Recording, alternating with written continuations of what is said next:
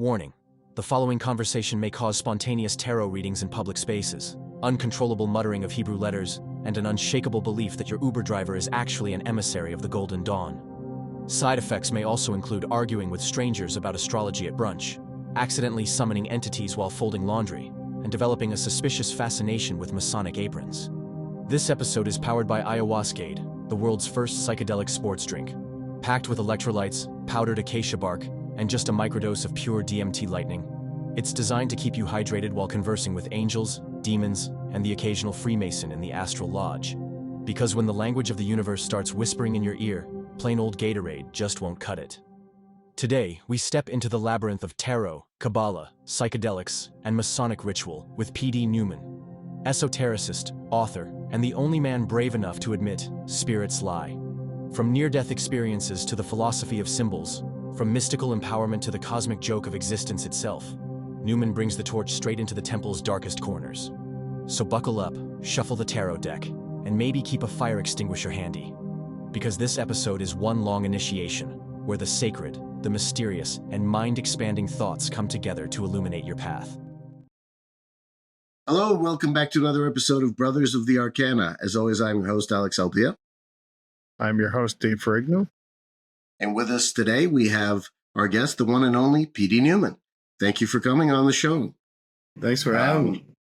Absolutely, man. P.D.'s a brother, Mason, and an esotericist. So immediately we love and treasure him and his work. We've read his work. I just bought this, going through it now. Very psyched, especially because the intro is by Jamie Paul Lamb, who's also been on the show. I'm actually going to be doing a reading with him too, and very excited to have done so. And I think one of the things that both you and Jamie, and I'll lay this at your doorstep, have sort of done to us, unbeknownst to yourselves, is made us completely addicted to tarot. So we're now like we've bought. I don't even know what I could say. Oh well, yeah. Show him that. That's pretty cool because I think he'll understand that on several levels. So yeah. But you know, we've gotten all kinds of tarot. Like I have this one. Yeah. Tarot St. Petersburg. I've got the Masonic tarot. Got this one, which is a great deck. Very cool. I have my buddy Moses Gomez, who you may or may not know. Who runs Masonic Week. Yeah, he's a good buddy of ours. Spent a lot of time smoking cigars with him. So he bought me one because he knows I'm Romanian. So this one is particularly he bought me this one. Wow. Never seen that. Which is kind of cool. Yeah, he's really gotten super crazy. And I think he's bought about 100 decks within the last 2 months. I mean... There are thousands and thousands of decks out there that just about this one's really nice. Hey, that's cool. Which, if you haven't seen it, obviously the Thoth deck, which is pretty big. This particular iteration, and of course the Masonic tarot. Yeah. Which is pretty cool. I'm trying to learn the Tarot de Marseille, which I know some tarot snobs out there say is the pure way to go. If you're going to go Tarot de Marseille. Our good friend Steve, who you also know and through whose kind auspices we've known you, he favors the Rider deck, the Rider Waite, because he's more used to the pictures, right? He just knows how to interpret those better. I tried to get him to look at the Tarot de Marseille, but you know, he gets a little sometimes lost, and so do I with the pip cards, because it's like you try to remember, okay, what does this mean? What does the 10 mean? What does the 5 mean? How do you sort of go about it? So can you give us a sort of primer on tarot, like why it's important, who cares, like why we should be using it if we are esotericists or Masons or, you know, that kind of thing? Sure. Yeah. My answer is probably going to be a little bit unorthodox. Okay. Love it. Because I am a tarot snob. Even though I have dozens of decks. The only thing I used to read is the Noble. which is the Tarot de Marseille, a little small deck. The cards are small, so you can carry them around. But I think it came out in 1650. But with tarot, what most people are familiar with, because it kind of took over the world once it came out, is the Rider-Waite-Smith. But that deck is a post-Golden Dawn deck. And I love the Golden Dawn system, but I do have a few qualms with it. And those qualms are that the overall project of the Golden Dawn is to try and achieve what I call a unified theory of occultism. They're trying to bridge tarot with astrology, alchemy, with Kabbalah, and make it all match and fit. Mm-hmm. But the problem with that is that they don't all match and fit as they stand. They take some fudging. And that's what happened to tarot in the Golden Dawn. The first thing they did was switch the 8 and 11 card. When you say switch the 8 and 11 cards, are you talking about the pictures, or what are we talking about? Or the meaning thereof? The 8 card in a Tarot de Marseille is justice. The 11 card is force or strength.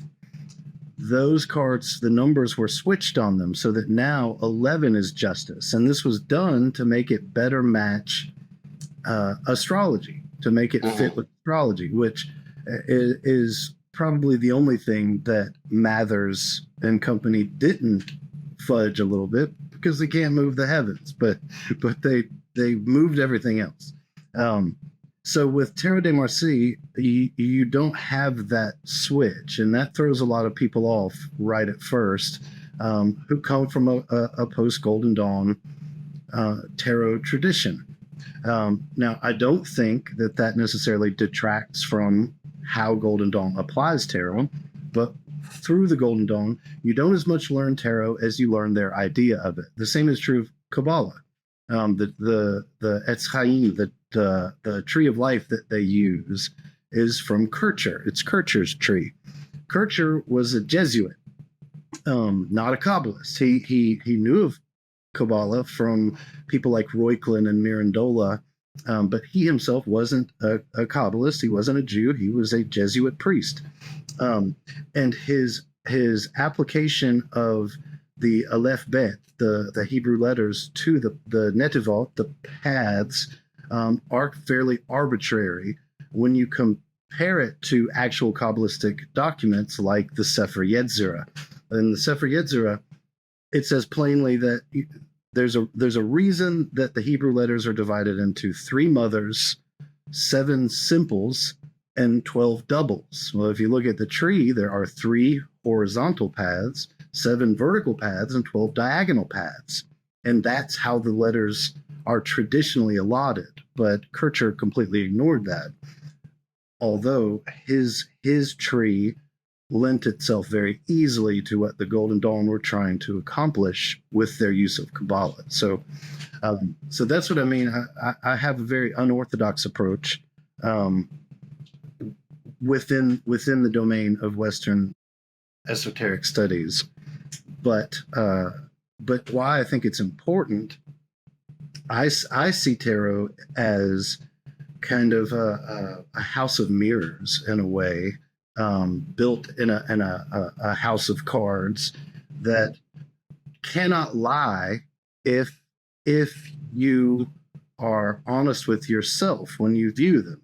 And even if you're dishonest with yourself, they still don't lie. And it's not because I think that there is necessarily, and I'm not saying there isn't, but there doesn't necessarily have to be magic or mysticism at play. It's simply the nature of human consciousness to look for itself everywhere. And when we watch a movie, for instance, I'm sure you've heard it said the brain doesn't know it's not real. The brain sees it and interprets it as a real phenomenon. And we only know ourselves to the degree that we see ourselves in others. If I didn't have you two to bounce off of, I would have no frame of reference for myself.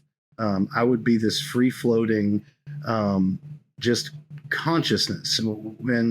But even I don't believe even self-awareness can arise without awareness of others. So when we view these figures in these cards in these specific positions, doing these specific activities, it's impossible to not project ourselves into that. And through that process, we learn more about the constitution of our own psyche, the contents of our own unconscious. And, to get a little bit woo-woo, we learn a little bit about the facets and complexities of our own souls. Mm-hmm. So when we spoke to Jamie Paul Lamb, he made a lot of mention of the fact that, to properly understand or work with tarot, you got to have at least a working understanding of astrology, a working understanding of the Kabbalah, probably working understanding of, I'm not sure if you mentioned this, but probably Kundalini or the chakras and what they mean and the progression thereof and that kind of a thing at the very least. And there's probably a whole bunch of other stuff that I'm forgetting that probably wouldn't hurt to also be a part of that. So then, we have the Golden Dawn thing where it's trying to unify and sort of bring everything together. But even he's saying that, tarot is this complex thing that takes a lot of other things into account. So how do we sort of balance that? Well, Jamie is firmly established within that Golden Dawn tradition, and that's their goal. Now, when we look at the historical development of the study of tarot, we see the introduction of the Hebrew letters and mythological motifs come with the name of the text is escaping me right now. It's from the 18th century. It's a little thin book. Ouroboros Press published an edition of it. It'll come to me in a moment. But after that, we have Atia. His name is Aliet, but he wrote under Atia, which is his name reversed. And he's the first person to write about how to use the cards for divination. And he has his own deck, his own version of the tarot that he designed and took many liberties with. But he introduced the idea that we can put the planets and the elements and the zodiac signs to the trumps, to the major arcana. Now, this wasn't a huge leap, really, because the fact that someone had already said we can put the Hebrew letters on them, there are 22 trumps, there are 22 Hebrew letters, opened the door for those astrological correspondences, because we have those correspondences in the Sefer Yetzirah, where they're attributing them to the letters. So naturally, if we put the letters on the tarot, the Sefer Yetzirah already says, now you can put what the Golden Dawn calls Yetziratic correspondences, elements, planets, zodiac signs. So, there is a way to read the tarot through the lens of astrology, through the lens of yoga, particularly the septenary chakra system is what's popular. The Golden Dawn, outside of tattvas, didn't do much to incorporate Eastern modalities into their model. It was a staunchly Western system. But by the time Crowley comes along, he says, let's throw some Taoism in there and some Buddhism and some yoga.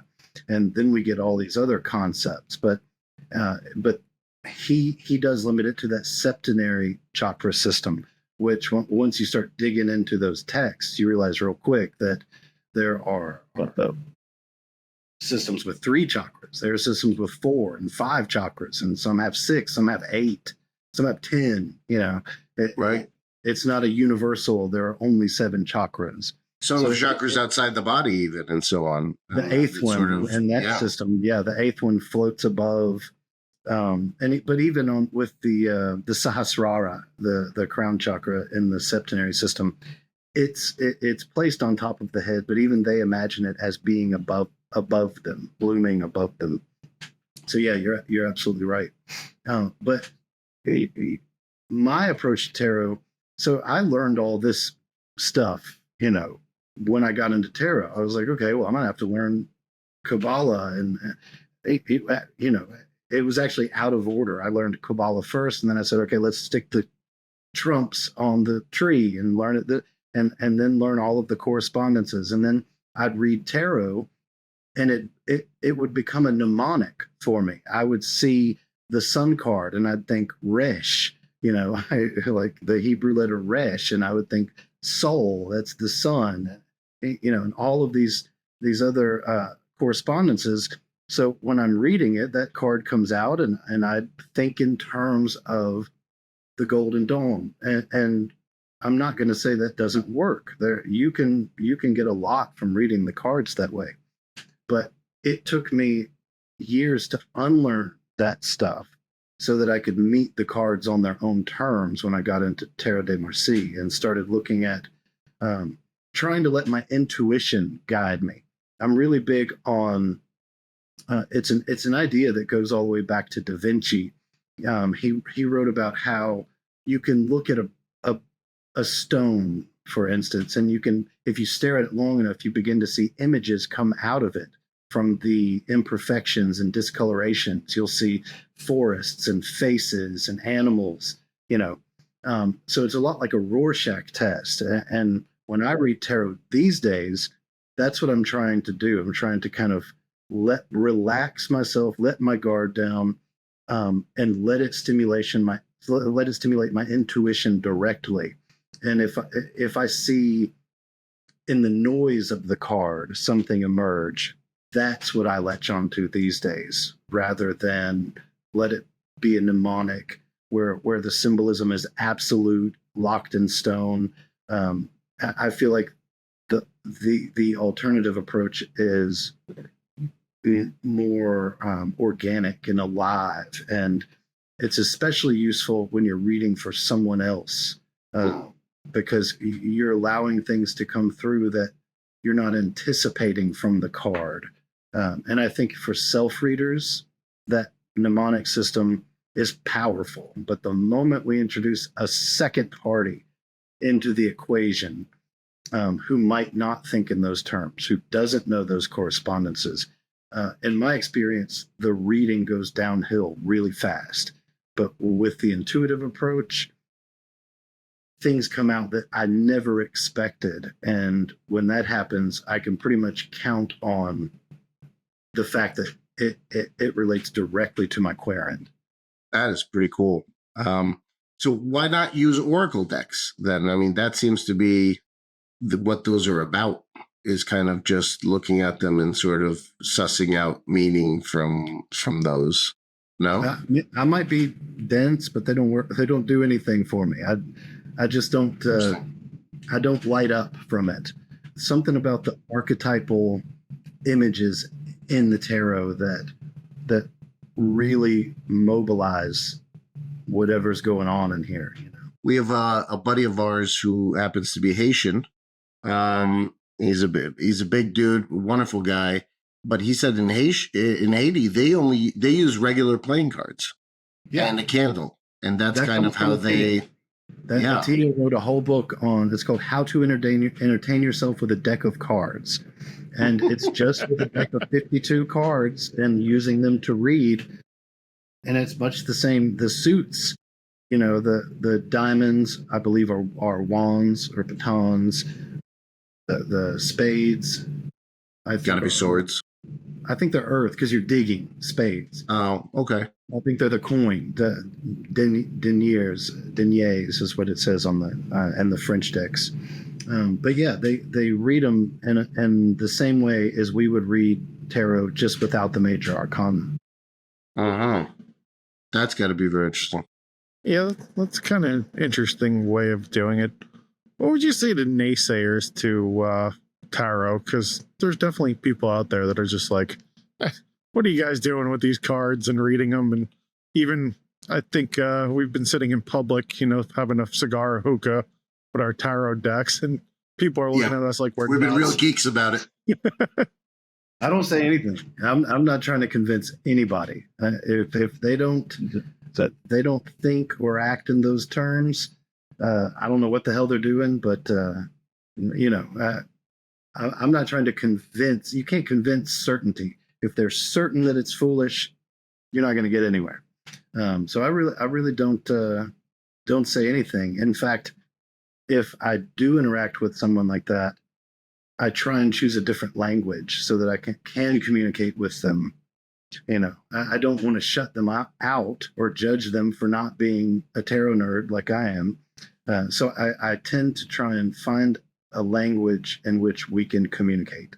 What about the people that, I mean, speaking of that same finding the language, people that, I have another buddy who's a born again Christian, and for him, tarot is of the devil, and something, even though I tell him that, in 15th century Italy, they were contemplative devices for Christians.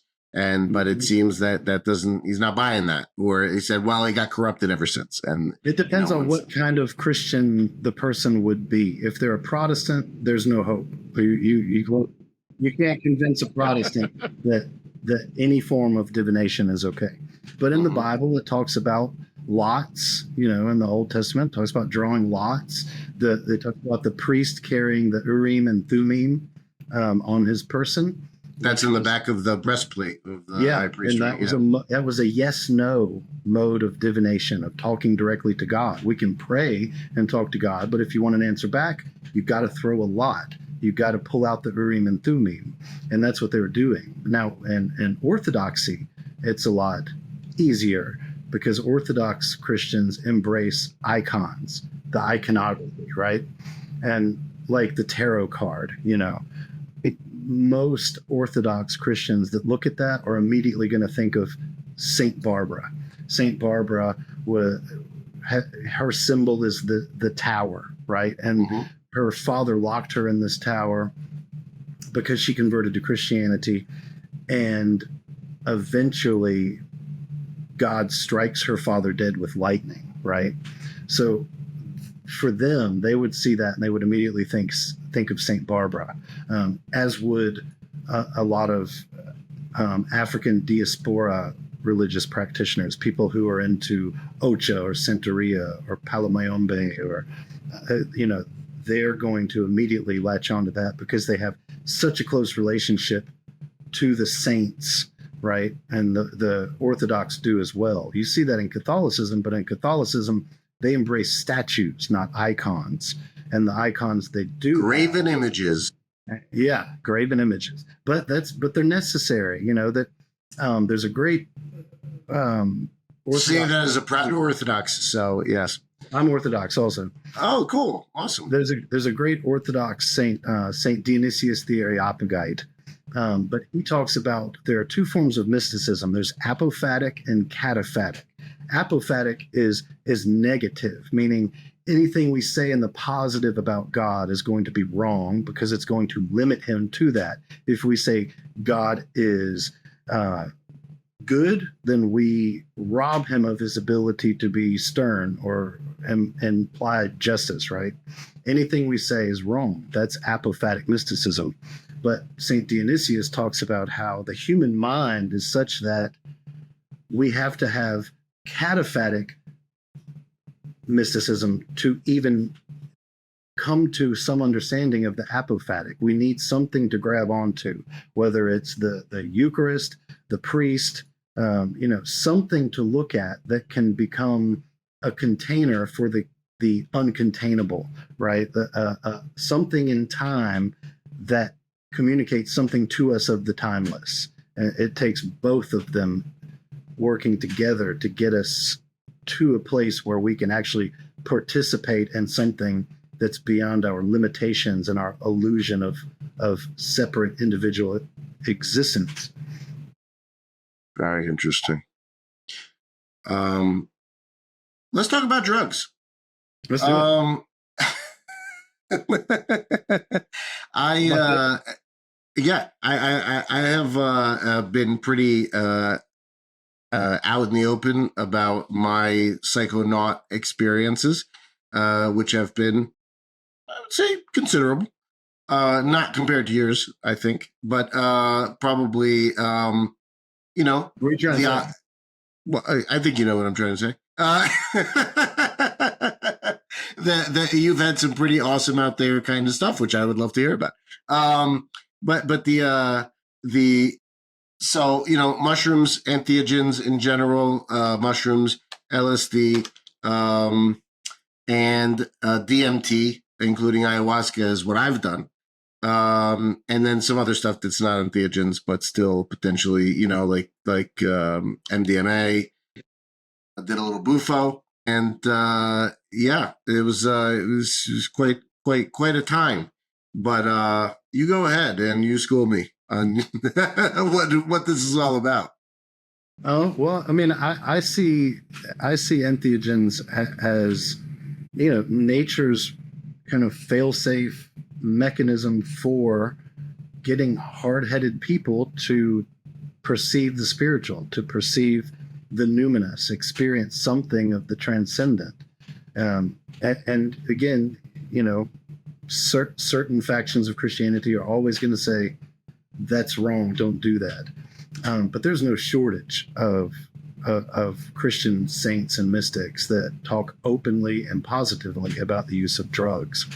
St. Catherine of Genoa, for instance, she talked about how the use of Amanita muscaria mushrooms would cause her to swoon with God. God would enter her body and make her so drunk on the spirit that she felt firmly at one with God.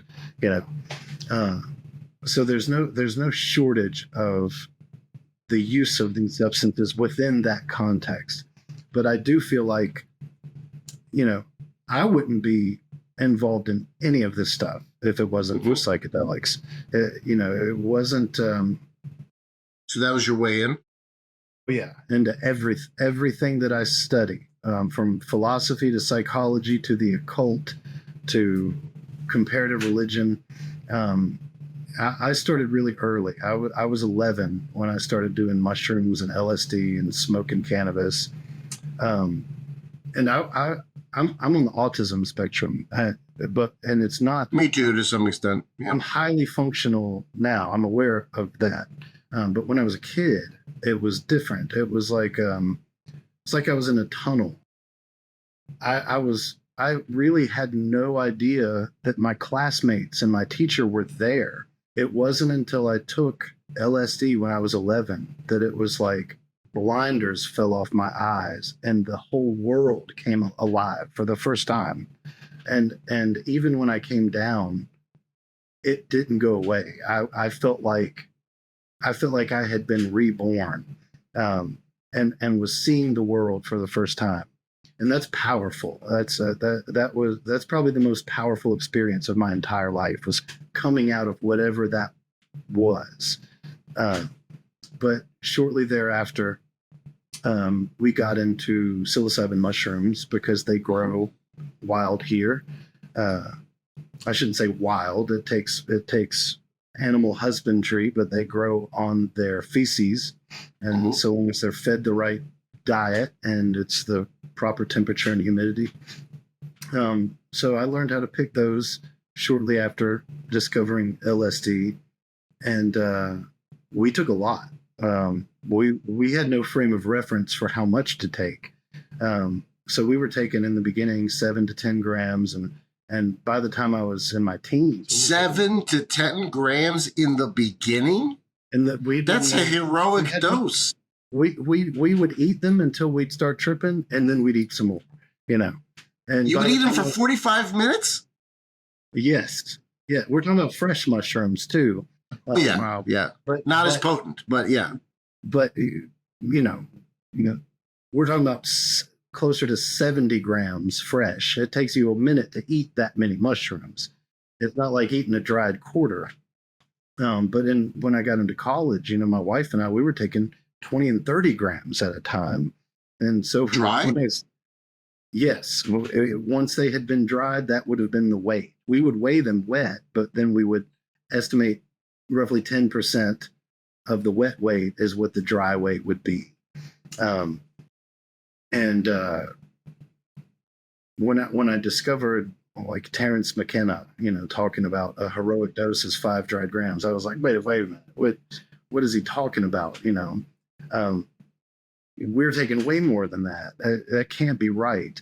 And granted, field caps that you pick out of a field aren't as potent as something like penis envy or golden teacher or B plus. It's probably a quarter of what I was taking is probably closer to 4 or 5 grams of something like that. That stuff is incredibly potent.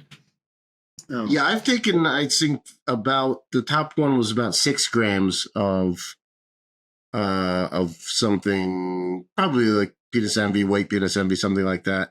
It was about 6 grams of that was the albino one. Yeah, that was the most. But okay, be with me here for a second. There is the part that is the kaleidoscope. Mm-hmm.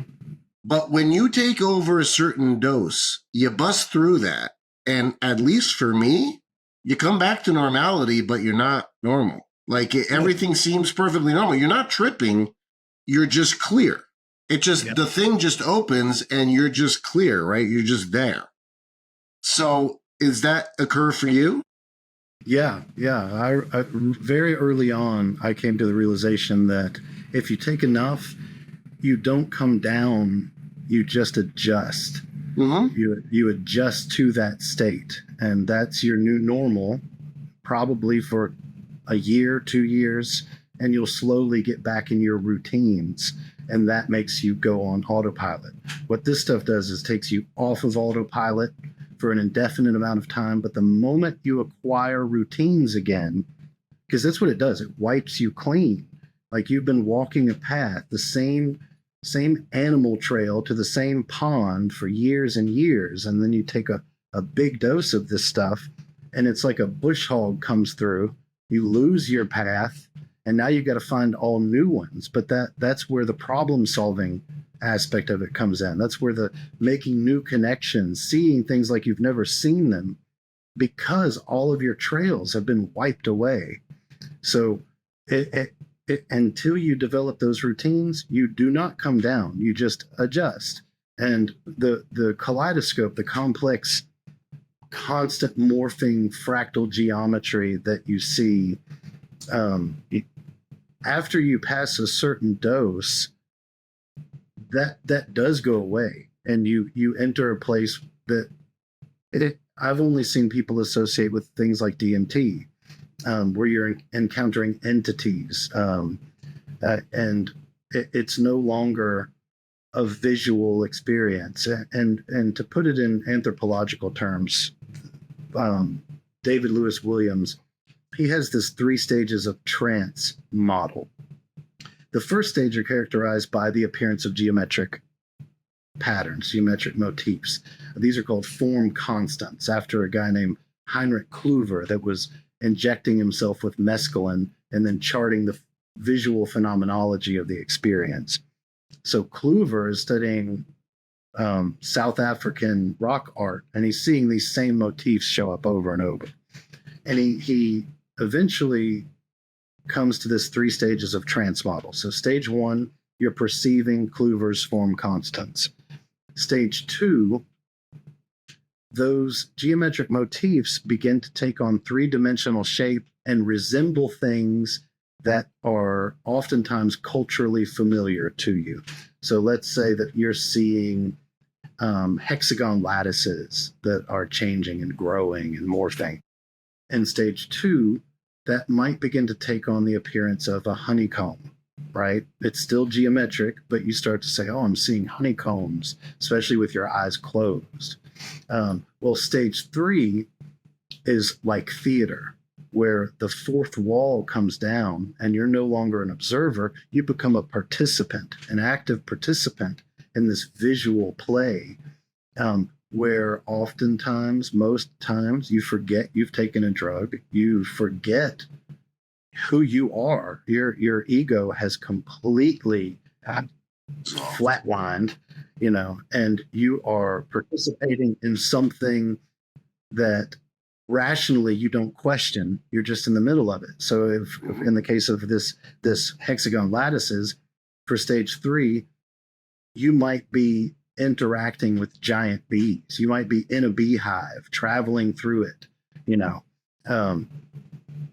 So with DMT, you commonly hear people talk about, I broke through and all of a sudden there were all these entities that came rushing up to me and wanted to know how I got there, where I came from. And they start singing geometry to them and urging them to do the same, Told you about the triangle, Dave. You never freaking pay attention when I say.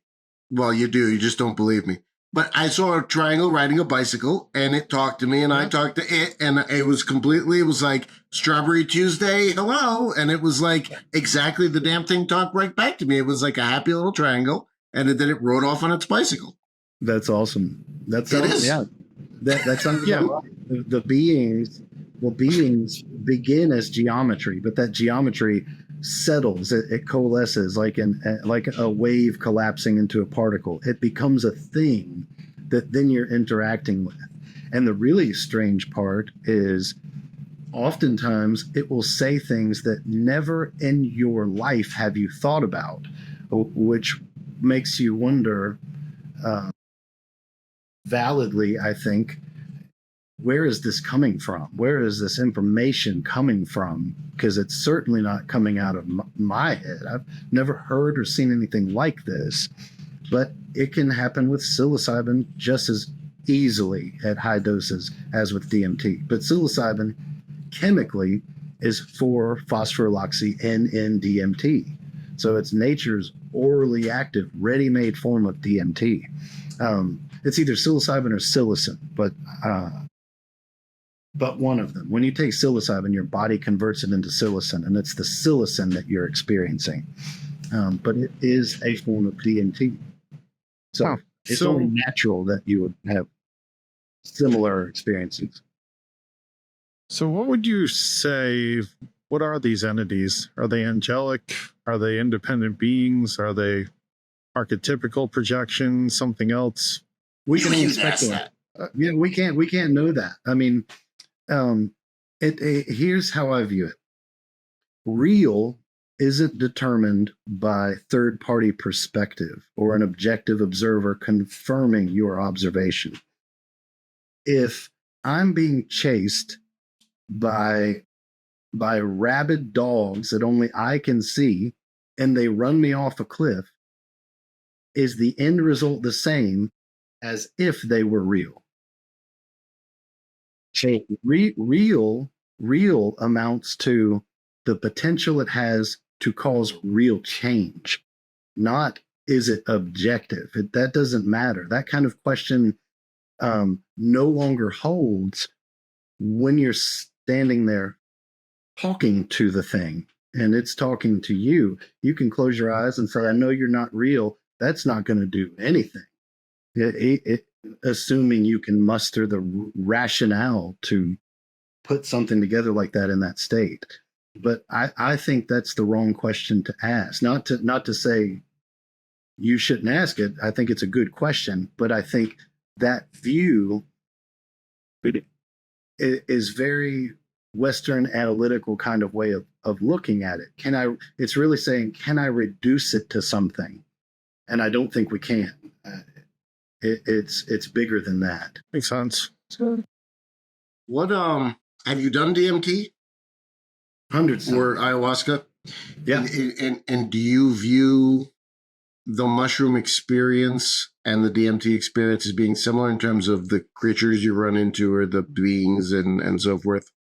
Yeah, at higher doses, yeah. The only time I've ever, quote unquote, been abducted by aliens was in college with my current wife. Snuck her into my dorm room, and we each ate roughly 30 grams.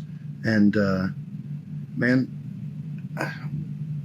the first thing we laid down on my bed, she went completely catatonic. I couldn't rouse her, and I was thinking, man, I am tripping too hard. I need to come down. I'm in a dorm room, so I went in the bathroom and I started smoking a bowl to try and calm down some. And out of nowhere, man, these reptile beings, these snake people showed up, and one on each side of me, and blasted me into the sky. It took me into what I interpreted as space, because there were all these thousands of points of light everywhere that I thought were stars. And they told me things. They taught me things that to this day has affected the way I live my life and the way I interact with other people. Do you meet any insect people? Never. I've read, I'm really into reading the classic books on the UFO contactees, and so I'm very familiar with the insectolins, as Jacobs calls them, but I've never seen them. The only things I've seen were these reptile beings, and there was no ship, there was no UFO. Now, my wife and I both saw a UFO once up close, within 50 feet above us, and we're standing underneath this thing, and it's covered in lights, and they're all flashing at different times, but we saw no beings. So I've seen what some might describe as aliens. I don't like to call them that, but these reptilian beings. But there was no ship, and we've seen a ship, but there was no beings. So I can only go by what I've seen, and that leads me to at least entertain the possibility that these are two separate phenomena. Have you read The Way of the Shaman? You familiar with that book? Yeah. So Michael Dave knows his, right. So Dave knows his story where Michael went down to either it was Middle America or the Amazon, and he met some insects. Well, yeah, he went to this small village where he tripped. Did I forget exactly what drugs he was on at the time, but he basically did whatever it was, and he met these insectoids, and these insectoids told him that humanity is a client race. You're gonna wake up out of this, and you're gonna be chained to an oar, and that's it. And you're gonna be slaves forever. You guys we own you. You're ours. That's it. Get used to the idea. And when I went on my mushroom trip a couple of years back, right during COVID, I got the same thing, and I hadn't read the book. And I talked to my guy who was running the whole thing, and he goes, "Have you read Arner's book?" And I said, "No." And he goes, "Yeah, he had the same thing, and they told him the same thing, and he was super freaked out like I was." And then the shaman of the village said, "You got to tell me the dream, because that the village said that real life is over there, and this is the dream. So you take back from real life to the dream different things, right? That, like you said, that you're living your life on, and it makes the whole village better. We tell everybody about in the village, and you want to say anything for like a week or so or something." Finally, he broke down and told the shaman. The shaman starts laughing. He goes, "Ha, those guys, they're always saying that kind of stuff. It's like they don't know their ass from a hole in the wall. There's much more important and interesting things in the universe than those idiots. Don't worry about it." So, yeah, well, and it's probably true. I mean, there's always a bigger bear, right? So it's not like, even if we are a client race and this is our vacation, and somehow when we wake up, we're back at the oar, chopping off baby arms all day or something. But the first thing you learn in visionary magical traditions, where you are actively entering another realm, and this exists even in Western magic and the Golden Dawn, and Crowley teaches it, but where he talks about rising on the plains, and you'll encounter these different beings that will make certain claims, but that doesn't make them true. It's our job to test them, and we test them with a criteria of genuine metaphysics. We have to have a grasp of genuine metaphysics before we ever attempt to enter those domains, because there are plenty of spirits that will lie. I mean, that doesn't make them bad or evil any more than the guy who tells a tall tale from like a fishing story. The people lie too. Spirits lie. So it's really incumbent upon us to arm ourselves with a proper philosophical, metaphysical knowledge foundation, so that we can test these beings when they throw this stuff at us. And just how does one acquire that? I think the best teacher of just pure metaphysics is René Guénon. He was a Freemason. Rene Guénon. Okay. Guenon. Yeah. He wrote 18, 20 books. They're all fairly small. But he's good about it. And he's the founder of the perennialist school, which also includes traditionalism. Perennialism is the idea that any revealed religion is true, that God reveals himself to different people at different times in different ways. And so long as the religion is truly revealed and not the result of some guy that sat down and said, okay, this would be the best religion, and rationally tried to construct one, Guénon would say that's not a religion. That's you jerking off in a mirror. Real religion is revealed. I was going to ask you about mirror work. Mirror work's good work. But he prides himself on delivering in his books a pure picture of metaphysics. Now, you can also go to somebody like Ananda Kumara Swami, Fritjof Schuon. My personal favorite is August Ustavinis, brilliant Neoplatonist that passed away in 2010. But he was a perennialist and a traditionalist. He sounds maybe Latvian or Lithuanian? Lithuanian, yeah. Yeah. Yeah, he wrote a book called Ustavinis, Uzdavinis,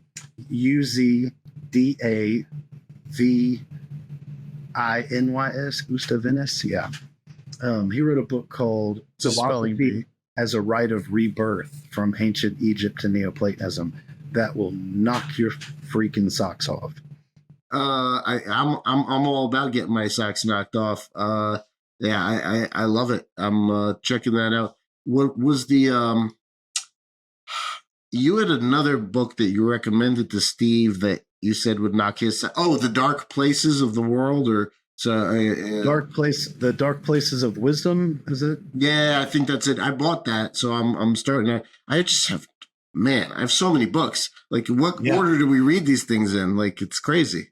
If you got a stack of books and you have any Ustavinis or Peter Kingsley in there, put those at the top. Those you should read before anything else. Peter Kingsley, huh? He's the author of In the Dark Places of Wisdom. Right. Yeah, but he's got a book on Empedocles. The title is Ancient Philosophy, Mystery, and Magic. That one's incredible. I think his magnum opus is Reality, which is separated between Parmenides and Empedocles. But he really takes a deep dive into the fragments left by these two pre-Socratic philosophers and shows how they knew way more than they should have known at that time, and how we've really bought into this myth of progress and imagine that we're so much more evolved than ancient man, when really it's been nothing but a gradual decline from thinkers of that caliber. So, man, so much I want to ask you about. Well, I have to have you on again. Yeah, we'll do it. So, in terms of the decline, that obviously being a brother Mason, having your esoteric wisdom, and would you say, I think Guanin and whoever else would probably say there's been a huge spiritual decline in Masonry.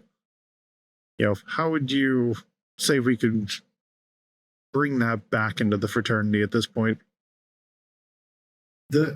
I see the lodge as a fractal of society as a whole. It recapitulates on a smaller level what's happening out here.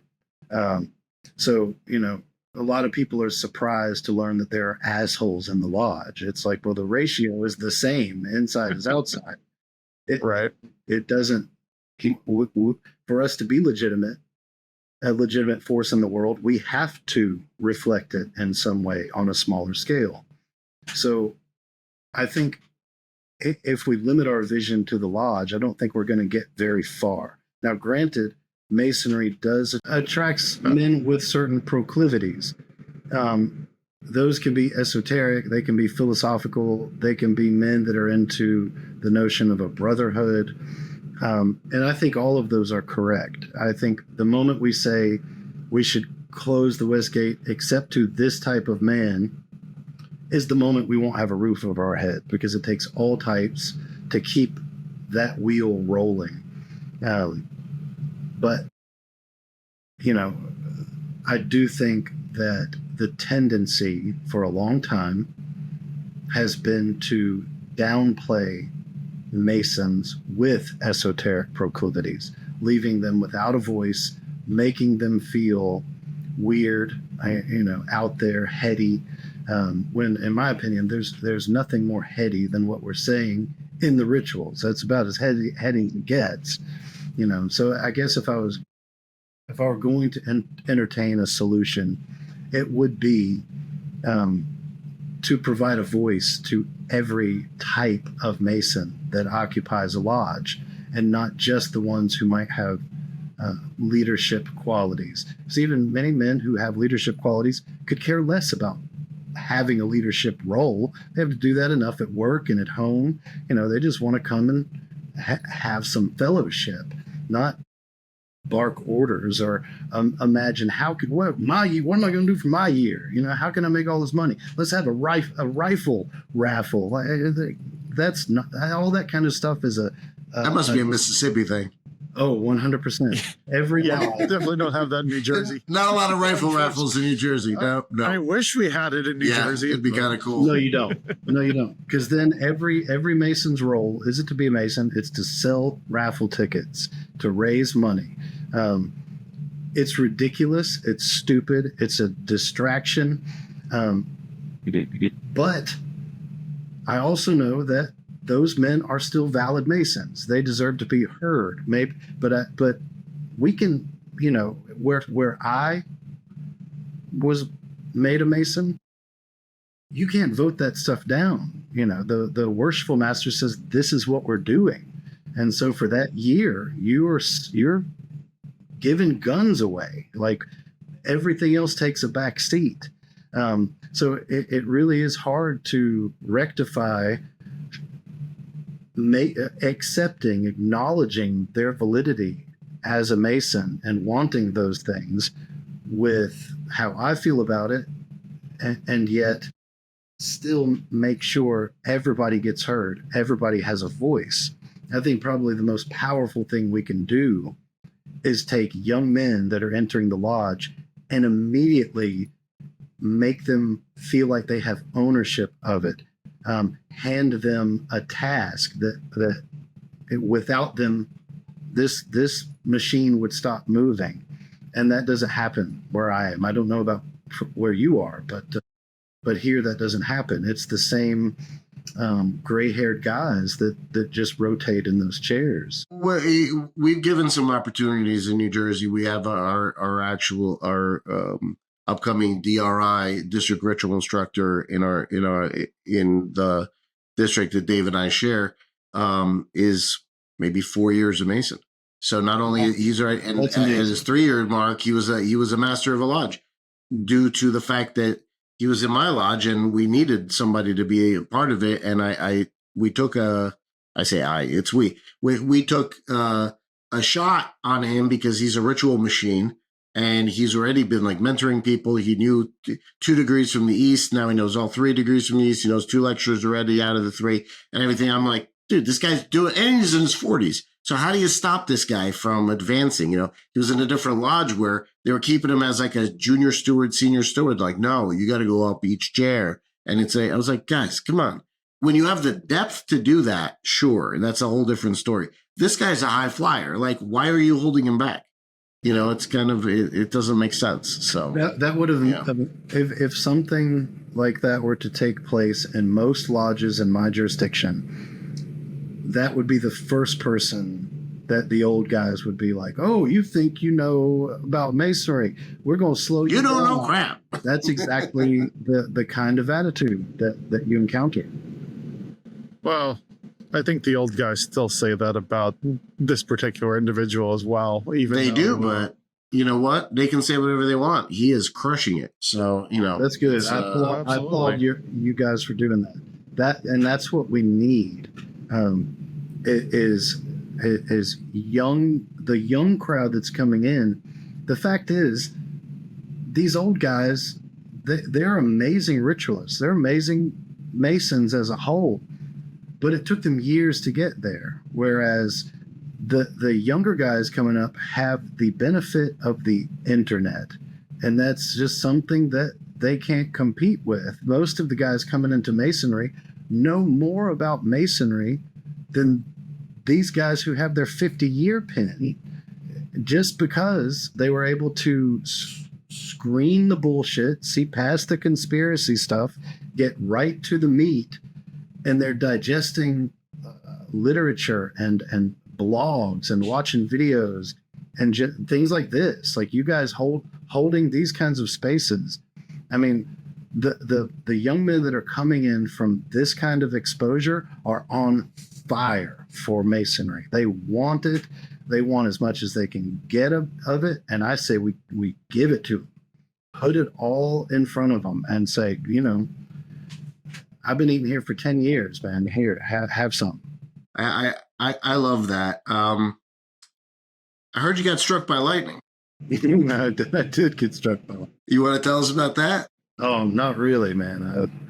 All right, fair enough. I will, though. It's, man.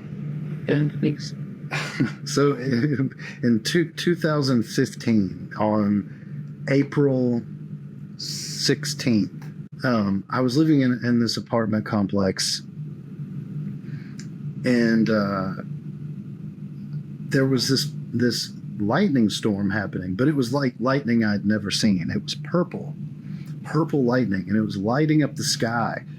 And I was intent on getting a photograph of it, and I couldn't from inside because of the reflection on my sliding doors. So I stepped outside, and I'm holding the camera, and I'm waiting for a rumble or a flash, and I'm going to capture it. And I had no idea what happened. I just knew. The next thing I knew, I was standing on my railing. So the banister comes up to, about chest high. And I realize I'm standing on it. And I can't figure out how I got there. And I'm tilted forward, and I'm thinking, I'm going to fall. I'm going to hit the ground, and this is going to hurt. And I'm like bracing myself, but I don't fall. I'm just kind of at this 45 degree angle, dangling off of this balcony. I was hella confused. And then I don't know if you want to hear about the whole near-death experience thing. Sure. Well, as I'm hanging here in the air, I notice on the horizon there is this golden mosque, cathedral, temple-looking thing. And I looked up at it, and I thought, how have I never seen that? I'm out here every day on this balcony. I'm not even worried about the fact that I'm floating at an angle.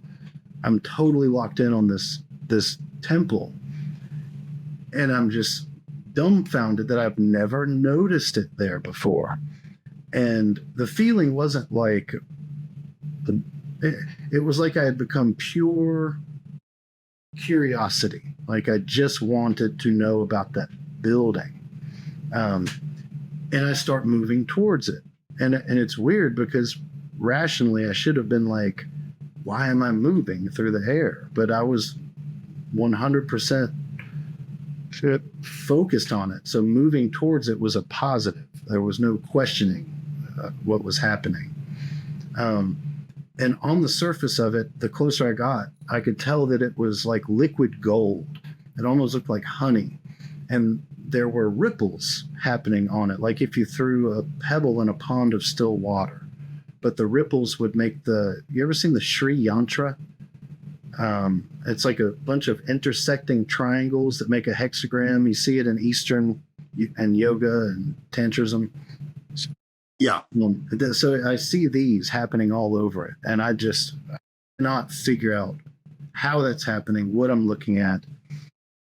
And then I see movement out of the corner of my right eye, and I looked down, and there was an entity. There was a being standing there that was incredibly tall. I don't know how I knew this, but I knew he was 25 feet tall. Like that's wow. I just knew that. And you ever play Mortal Kombat? Kitaro with all the arms?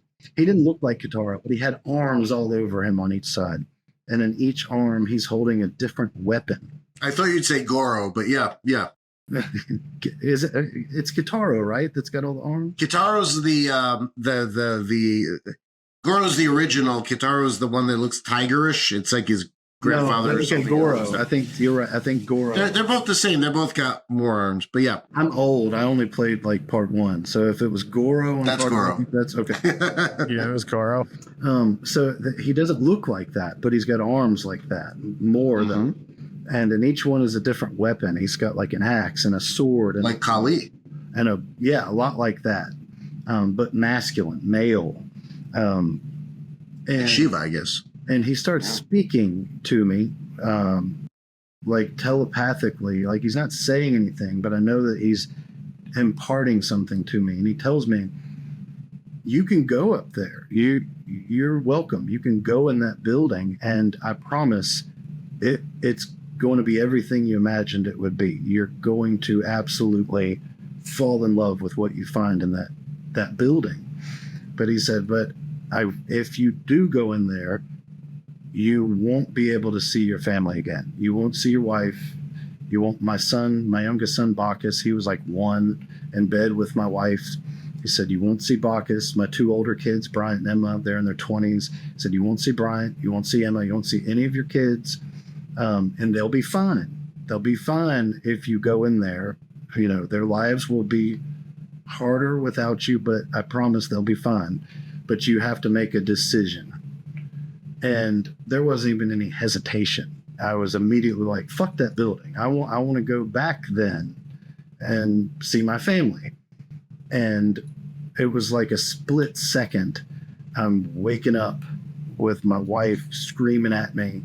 I didn't get directly struck. The lightning struck the tree that was right outside my balcony, and I got hit by rebound lightning.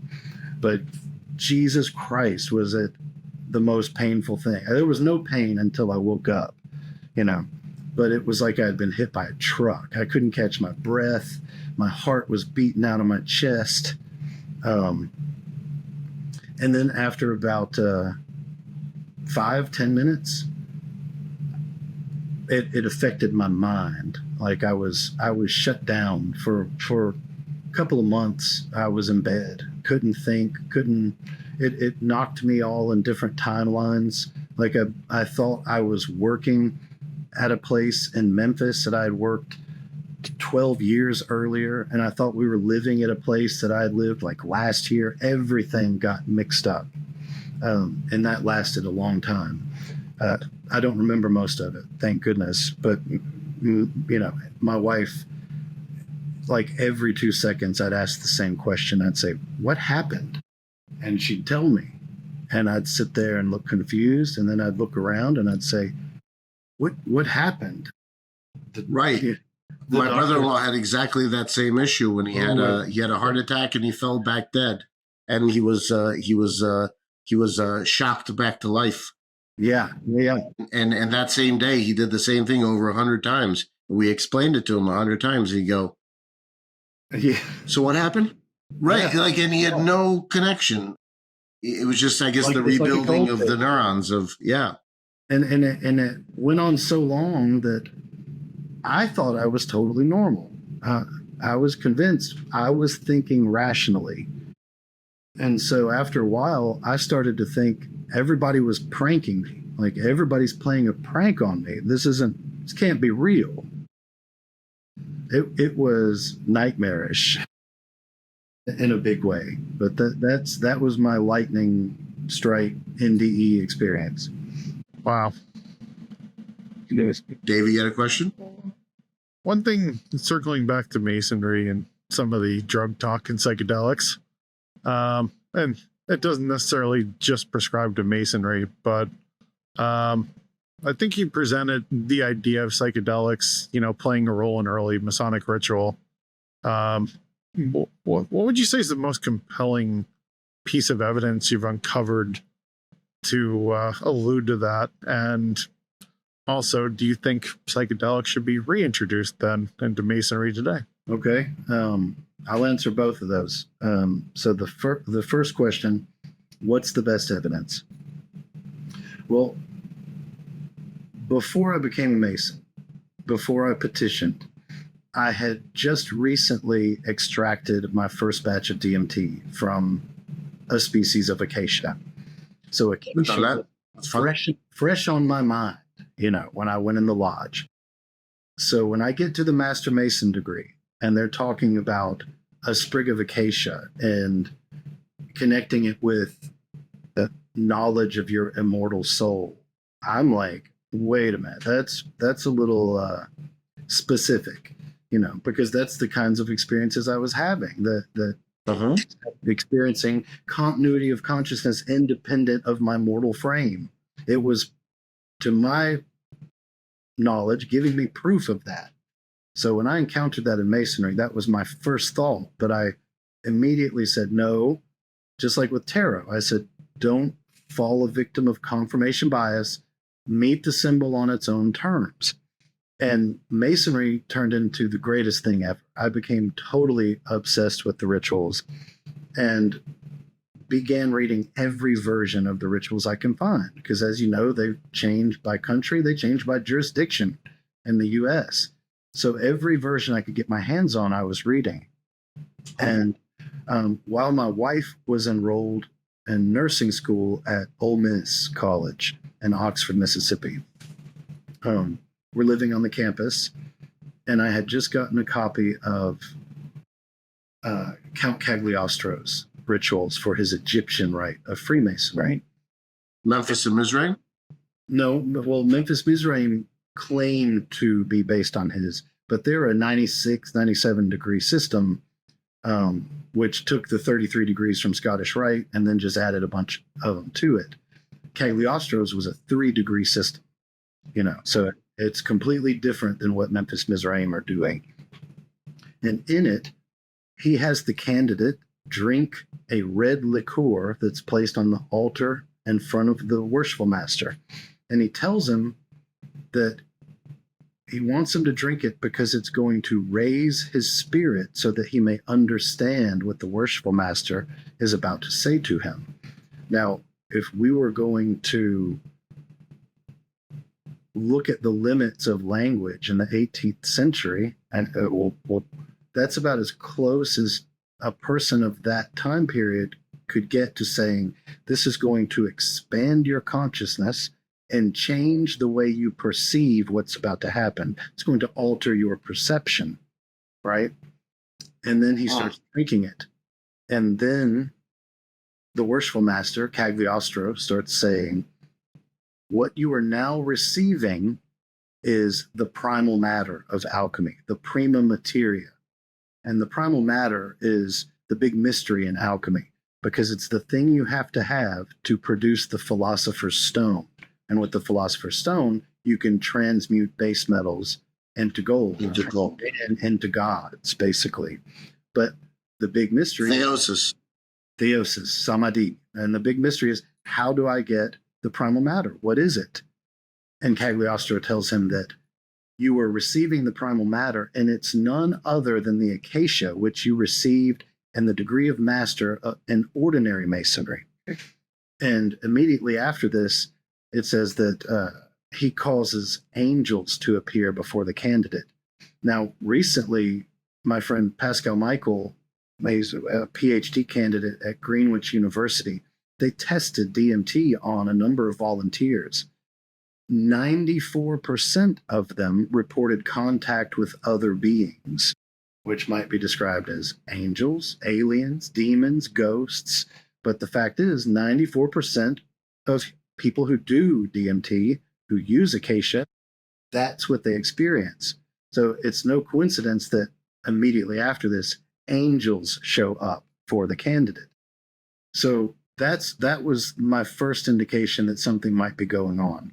But the next question was logically, well, is Cagliostro appropriating this symbol based on a knowledge he has of the entheogenic potential of the Acacia mentioned in Masonry, or did Masonry know it too? And they were also using it this way. And this is what led me to look into John Theophilus de Sagoulier, who was the third Grand Master of the Premier Grand Lodge in London. That the first thing he did was rewrite the Master Mason degree and put the Acacia there. Prior to that, there was no Acacia mentioned in Masonry. So he was my Well, prior to that, it was Noetic, wasn't it? I mean, they moved from the Noetic to the Hiramic. The Noahite, right? You mean Noahite, yeah. Noahite, yeah. And he's the one that said, let's put Acacia here. So now I'm thinking, okay, what kind of environment was he acting in? We know that he was an alchemist. We know that he was research assistant to Sir Isaac Newton and the Royal Society. And so I start looking into the Royal Society and find out that around the same time that he's elected Grand Master, Robert Boyle, the first chemist and president-elect of the Royal Society, although he turned the office down,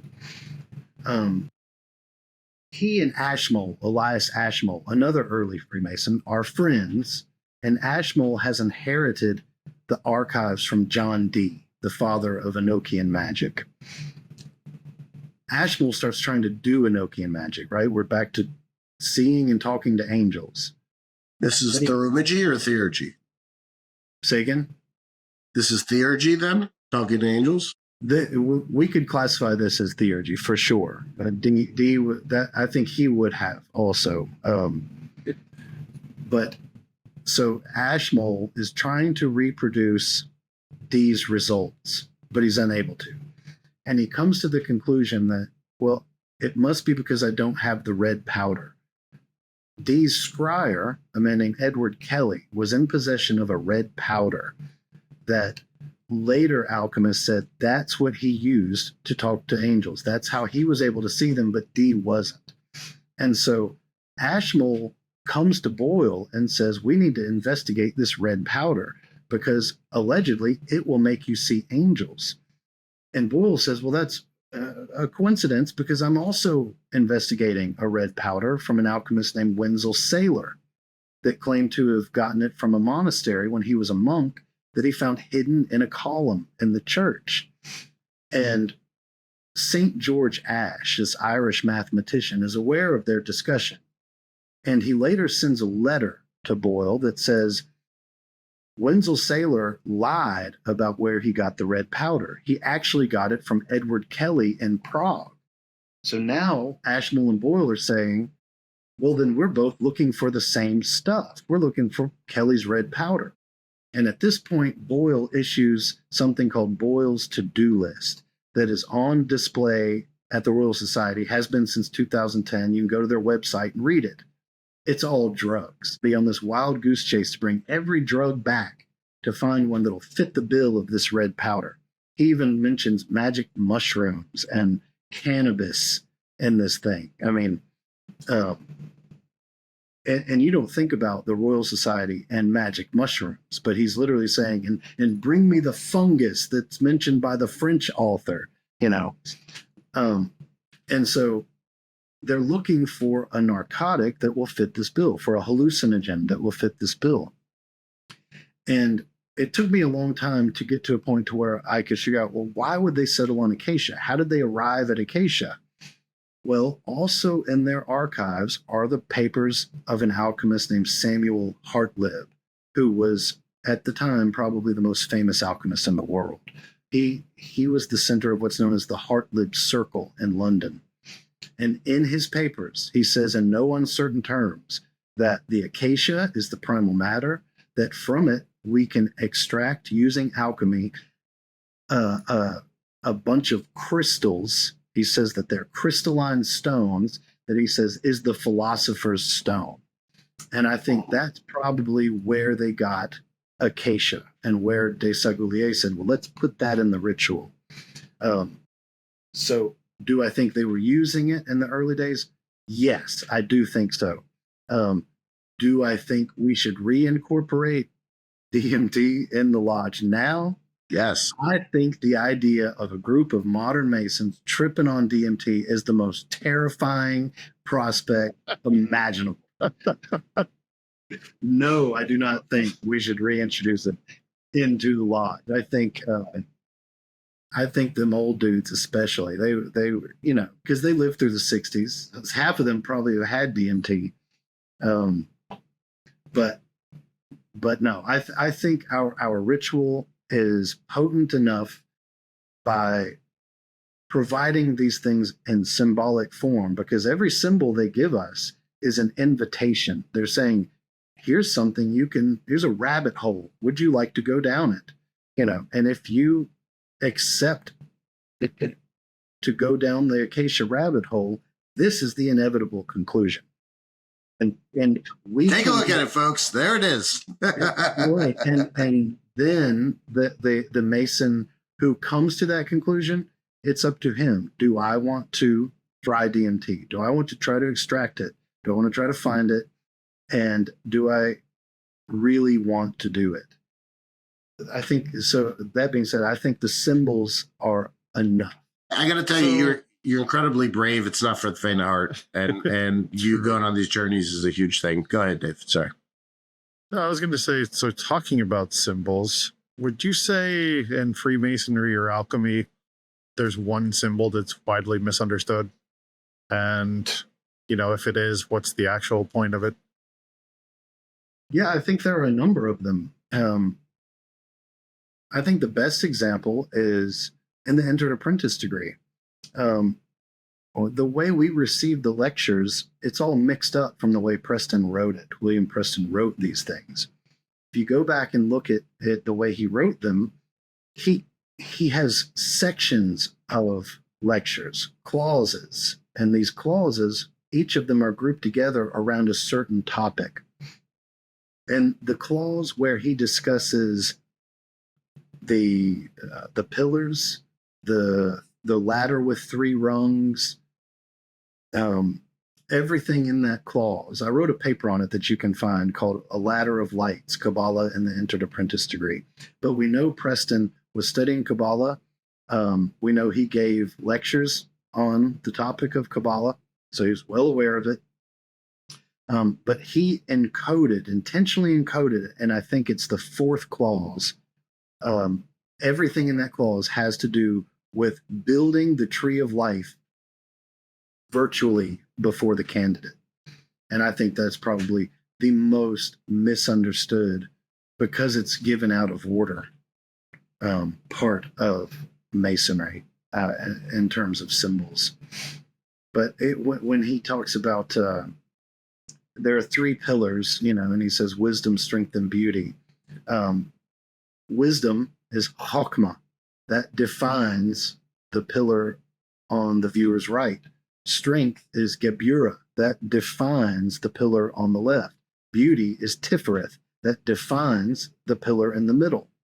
And the paths that connect, there are only 3 that are horizontal, right? That's the ladder with 3 rungs with faith, hope, and charity. Everything he says in that clause is straight out of the Kabbalistic texts he had available to him. Let me ask you a question before we have to stop, because it may be my life's work. It's something that I'm absolutely fascinated by. The idea of enuncia, or if you follow the Warhammer 40K model, or the idea of the primordial language of the birds, or whatever else. I don't know if you read Patrick Rothfuss, The Name of the Wind. You should. So there's a small story by Tamerlane the Great, and they said that this evil sorcerer locks him into a room with no door and no windows. It's just stone, but he knows the secret name of stone, and he speaks it. And once he does, the stone obeys him and opens up. Then he starts to fall because he's at the top of a tower, but he knows the name of the wind, and the wind obeys him and puts him down on the ground. So this idea of having a language that literally combines the idea of the laws of the universe, the law of attraction being one of them, obviously metaphysics and everything else. Could it have been the pre-Babel language? Could it have been the idea of that? In your travels, whether it's through psychedelics or whatever else you've been discovering, Have you come across anything of that kind, or anything in that ballpark? Absolutely, and it's really prevalent in biblical studies when they're talking about the atom. But I think a more potent source is Greek philosophy from Parmenides all the way to Plato, because what they're struggling with is language. They're trying to determine whether or not language has any causal connection to the things it describes, or is it separate? Yes. You get different opinions depending on the philosopher you're reading, but they all share the same suspicion about it. Heraclitus distrusted language. He believed that language was something other than the things it describes. And I've experienced that on LSD when I was 17 or 18. I got to a point where I was saying mailbox because it did not describe the thing I was looking at. I'm looking at my mailbox, but the word didn't fit, because when I stopped trying to say the word and I just observed the thing, it was like I was observing the entire universe, because the wood that it stood on had to come from the forest, which meant there had to be men to go get it, which meant there had to be axe, which meant oars, and the box was painted, which meant rubber trees, and it existed to communicate at a distance, which meant writing and pens and paper. It was like, once I stopped trying to say the word, I saw that it demanded everything else. Each thing in the universe demands the rest, or it can't exist. You can't abstract it. And I think a lot of the philosophers perceived this problem, and they came to different conclusions about it. Heraclitus was suspicious of language. Cratylus was so suspicious of language that he stopped talking altogether and would only gesture. He would not. He thought that anything you say is a lie because it does not match its referent. The map is not the territory. Right. But then we get to somebody like Gorgias, and Gorgias he believes that language is separate from the things it describes, but it's its own entity, right? It can do things the real thing can't do. A good example is, like, you could look at a muscle car from the 60s, and that's a muscle car. But if I were to use the word muscle car, depending on who I'm speaking with, I can get different reactions from them because it's its own thing. If I speak to a person who's into muscle cars, then I've got their attention, and I can persuade them to think in certain ways because they've latched on to the word I've chosen to use. So Gorgias is saying words are powerful, while Heraclitus is right. They can't describe the world properly. They do have power. Now, if we fast forward past Plato into the Neoplatonists, that's where it gets really interesting, with people like Proclus, who says things like that names aren't accidental, that they come from soul, and soul gets it from nous, from mind. And these are ontological levels, not your soul, not your mind, the world soul, and the world mind, the logos. So that the word itself is the father of the thing that it describes. It is causally connected to it. And by knowing the words, McKenna says this at one point. He says, the world is made of words. And if you know the words the world is made of, you can make of the world what you wish. That's what I'm trying to get at, right? That's a very Neoplatonic way of thinking. Now, in Neoplatonism, which is where we get theurgy, they have these things called asema onomata, meaningless syllables. You reading them, it means nothing. You can't. There's no way to really read it. It's usually a string of vowels, but this is the magical language that theurgists would speak in. They had to know its referent, and usually they acquired this stuff from the gods themselves. So you've heard of glossolalia, people going into details and talking nonsense. Yes. Well, they would document this stuff, And that was a speech given to you directly by the god. And if you repeat it, that's that god's invocation. Doesn't have to mean anything to you. Yeah, Iamblichus says they do the work on their own. You don't have to intellectually understand it. They're causally connected to the god. So if you utter the phrase, you could contact the god. Now, from every god descends these chains, these ontological chains of everything. So from, let's say, Apollo or Helios, right? From Helios descends the actual sun. But then from the sun, below that, on that same chain, we might get Leos in the world. People who have Leo as their ascendant. We go down further, we get lions and roosters, solar animals. We go further, we get sunflowers. Go further, we get gold, sulfur.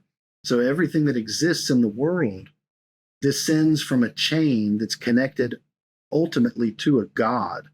Now, those things enter the element of fire, I suppose. Everything, right? Everything, and they're not seen as correspondences like you get in the filing cabinet with the Golden Dawn. The Tree of Life is a filing cabinet. You know, I know that Tifereth is the sun. No, it's not a mnemonic correspondence. It is the god recapitulated on microcosmic levels over and over. So if you pick up a piece of gold, you are holding Helios. That's you interacting with the god. Now, if you know the words, these magical words, these asthema onomata that correspond to these gods, you have control over gold, over lions, that kind of thing. And I think that's what you're asking. I am. And the question is, is there a resource for discovering that or Absolutely. Understanding that? Yeah, get you a copy of the Greek magical papyri. I have that.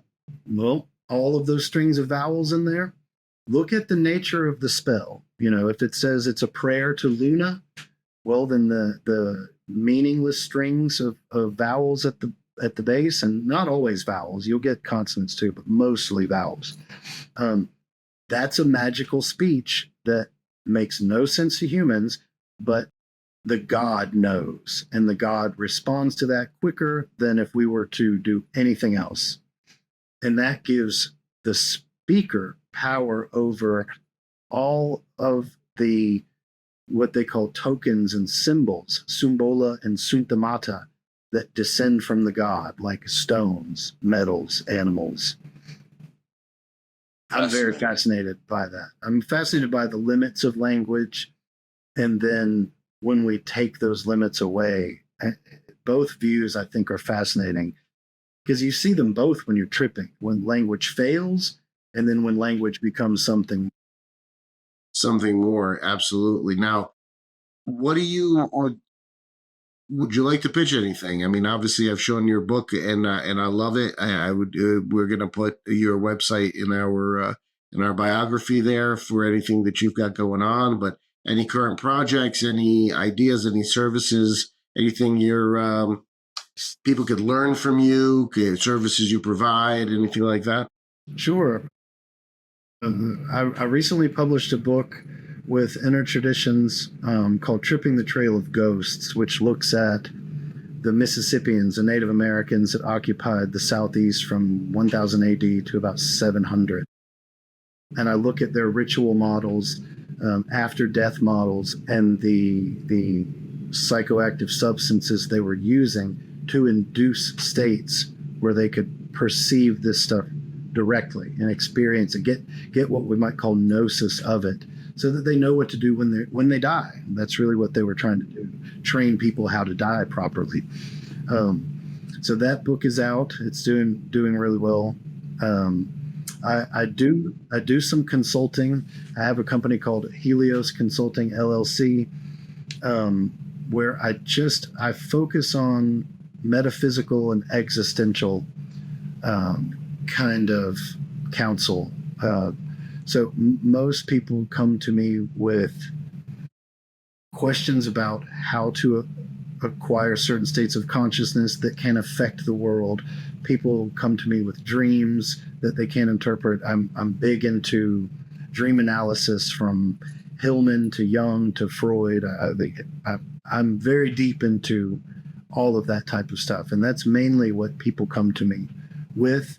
But I do have somebody building me a website for that currently. So when I get it, I'll send the address to you if you guys feel like advertising it. But 100%. And I right now I have 3 books in the works. It'd probably be a year before they're out, but I've got one on the different versions of Tarot de Marseille and how they developed, what's different, what's similar. I've got a book I'm working on that's looking at the Platonic dialogues as a program of initiation that baby steps the reader from pessimism to radical monism. And then I'm working on a book that is exploring the drugs referenced in the grimoires. I'm basically looking at the rituals in which they appear, and then comparing and contrasting the phenomenology of the drugs they mention and how likely they are to induce such an experience. That's what I got going on. That is pretty cool. I'm just going to do one quick draw. We'll draw one card and we'll see what we get for this particular session, for the good of all. And I'll use the Thoth deck because why not? Just for fun. She was a co-mason. Lady Frida Harris, she was a co-mason. She was a co-mason. Interesting. Yeah. All right. Well, here we go. Ooh, that's for the Thoth deck, that's a rough one. That's a rough one. Yeah. Interference. That's when everything crashed. That's exactly it. That's probably what it's referring to. We'll draw one more just in case. Oh, this one's much better. And that's the one I thought you were going to draw. I was thinking it's going to be the star. Really? Tell us about this. What does it mean to you? Well, remember in the Golden Dawn, they switch 8 and 11. Right. In the Thoth deck, he switches 4 and 17. So that card would normally be connected with the letter Zadi, but Crowley switches that letter attribution with the Emperor. So that card gets a Hey, and then the Emperor gets a Zadi. But that card, I back when I was really, because I spent some time in AA and OTO, so I spent a lot of time with the Thoth deck. But that card I specifically associate with that mother archetype and her ability to connect various levels of ontology, levels of being, a lot like the world soul and Neoplatonism.